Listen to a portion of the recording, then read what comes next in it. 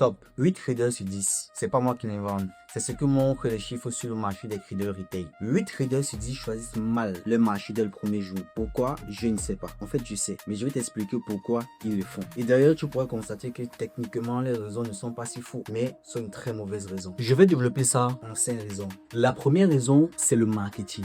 Je t'explique. Ouvre TikTok, ouvre Facebook, c'est même encore grave, ouvre Instagram. Qu'est-ce que tu vois? Tu vas voir des gars dans des penthouses à Dubaï, dans des Lamborghini, dans des Ferrari, dans des Maserati, avec des billets d'argent, des gros billets d'argent, et qui expliquent qu'ils ont fait ça en 2 jours, 3 jours, même en 45 minutes, 2000, 3000, 200 000 dollars en 45 minutes, grâce bizarrement à la crypto et au Forex. Mais maintenant, même si c'est vrai, ces gars représentent les 0,001% parmi les meilleurs traders. Parce qu'ils oublient souvent de montrer quoi? Les 2, 3, 4, 5, 6 ans de perte intense avant de découvrir réellement ce qui marche. Ils oublient de te montrer qu'ils étaient dans le gaming, qu'ils étaient des man. Comment ils ont avant d'arriver au niveau là. Ils te montrent directement le produit fini. Et comme toi, tu ne connais pas leur profil à eux avant qu'ils ont choisi leur marché et leur père qui devait crédit. Toi, tu te lèves, tu dis, je vais faire comme lui. Ça, c'est la première erreur, le marketing. La deuxième raison, ce sont les formations. La plupart des formateurs en trading vendent des formations particulièrement sur le Forex et les cryptos. Pourquoi? Parce que faire du day trading ou de l'intraday sur le Forex et les cryptos, avoir un pourcentage quotidien chaque jour est plus intéressant et plus sexy pour quelqu'un qui veut apprendre à gagner de l'argent ou qui veut gagner de l'argent rapidement parce qu'il a vu des vidéos comment des gars gagnent de l'argent rapidement que faire du swing trading sur les indices avec des rendements moyens par mois ou chaque 2 semaines d'environ 2%,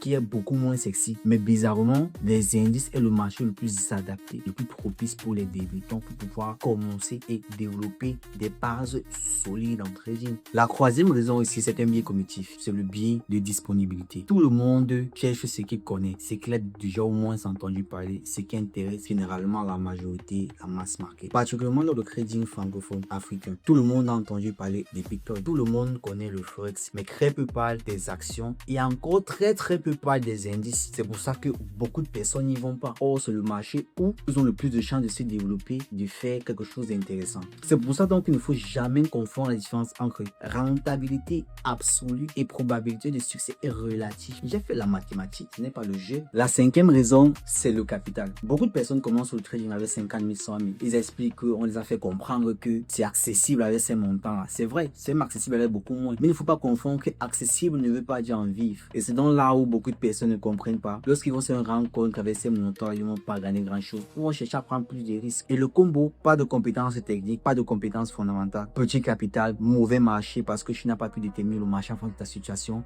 est le meilleur combo pour perdre son compte en moins d'une semaine. C'est la vérité. Bon. Naturellement, il va te donner quelques tips pour pouvoir choisir le bon marché. Prends une semaine de trading, tu la récupères, tu fais les recherches approfondies sur chaque marché. C'est d'abord quoi? Le marché des indices. C'est quoi le Forex? Comment ça fonctionne? Qu'est-ce qui le fait bouger? Qu'est-ce qui fait bouger le marché du Forex? Qu'est-ce qui fait bouger les actions? Quelles sont ses horaires d'ouverture? Quel est le capital recommandé pour commencer à trader ces marchés? Et juste après, tu t'assois en fonction de ton profil, tu choisis le marché le plus adapté pour toi. Et enfin, n'oublie pas ceci, choisis le bon marché est le début pour réellement faire des progressions.